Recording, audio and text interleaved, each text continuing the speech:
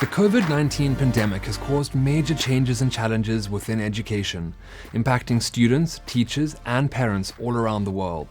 We wanted to find out how IT teams can use technology to empower teachers and students to thrive in digital and online learning environments. We spoke to John Watson, founder and CEO of the Evergreen Education Group, to find out more. The biggest human challenge, as I mentioned earlier, is around making sure that teachers are as comfortable as possible in teaching online or teaching remotely. As I also alluded to earlier, that the systems exist. The learning management systems exist, the student information systems, the live video now, to the extent that a lot of mainstream schools are using live video. All those systems do exist. Having said that, one of the critical elements from the technology standpoint is ensuring that the technologies, the platforms are quite easy to use, recognizing that, again, in this situation where mainstream schools are shifting to remote learning, and a lot of them are talking about keeping aspects of online learning after the pandemic has passed.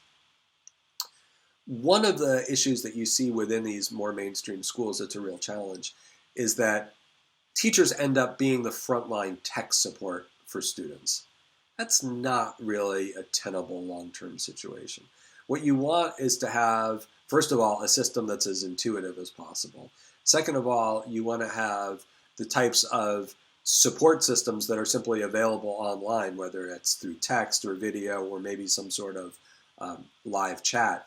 And then ideally, you want some escalation capability that bypasses the teacher, and I'm talking escalation if a student has a tech issue, or the ability, I should say, and perhaps the ability for that support to be provided either by the technology provider or by the school itself. There's a variety of ways this can be approached. The key is you don't want to put the teachers in the situation of having to be that frontline tech support.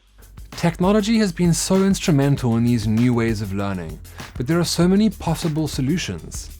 We wanted to find out, from a key technology perspective, what fundamentals are needed.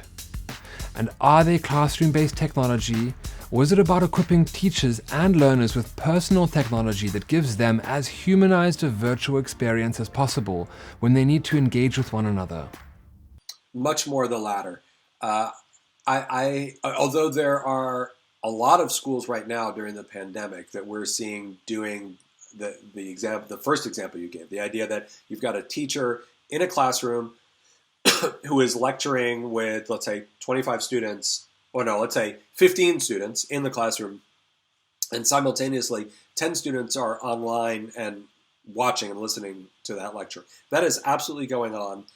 I believe that is an incredibly difficult way to think about, call it in this case, hybrid learning. It's very, very difficult because so much of the advantages of online learning are about freeing students from the need to be online at a certain time, to be following along at the exact pace that the teacher is going through. So for instance, you hear all the time from students who say, I like watching the video of that teacher because I can pause, I can go back, I can listen to something several times. And it's really interesting because a lot of students also talk about how they like the fact that it's their teacher who recorded that video. So if you give them a choice between I go back to what I referenced earlier, this concept of the best teacher, the best professor in the world, well, a lot of students will actually say, no, I want my teacher, and they have that relationship with that teacher. They perhaps perceive their teacher as the best teacher in the world to teach them this particular concept. But again, in that situation of using online learning in a sense, a more classic sense, those recorded videos, the student is able to go through at his own pace. If you've got the student who's just listening while that teacher is lecturing, you lose that advantage. Instead, if you combine the video with the time where the teacher is working with that student one-on-one or in a small group tutoring session, that sort of thing, that's what we know really works well. And by the way, with a lot of these students who are now learning online, but they're doing it from their own district, from their own school, their own teacher perhaps, that holds the potential that what they can be doing is watching those videos online, but maybe they're coming into that school for 2 hours a day or 1 day a week or something like that. And that's when they're working with that teacher face-to-face to get that very, very high quality instruction. In a sense, we're trying to move from a system that overall has a little bit less quality and less impact over more time, and especially when you think about the time that the teacher and student are physically together face-to-face. And now we're trying to really maximize that time by making sure the teacher can focus on what that individual student needs or what that small group of student needs. We haven't talked about this, but one of the elements of the technologies is that a teacher can now get far more information about where every student's understanding is, for instance. So let's talk about math, and this is a lot easier conceptually in math.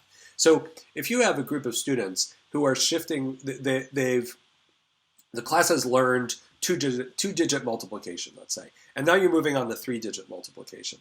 Well, the technology systems can fairly easily give students a set of questions to see, do they understand how to multiply three-digit numbers? You can identify the students who are having difficulties in different ways, and you can drill down to what's an area that one student or a small group of students is having a problem compared to another group of students.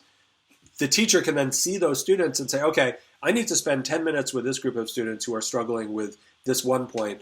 I can spend 15 minutes with this other group of students who are struggling with this other point. This is the promise of personalized learning and individualization that technology holds as well. Really interesting information to hear. A big thanks to John Watson for the time, joining us to share his insights into the ways in which teachers and education leaders can deploy technology effectively for online learning and using analytics to identify and address learning gaps.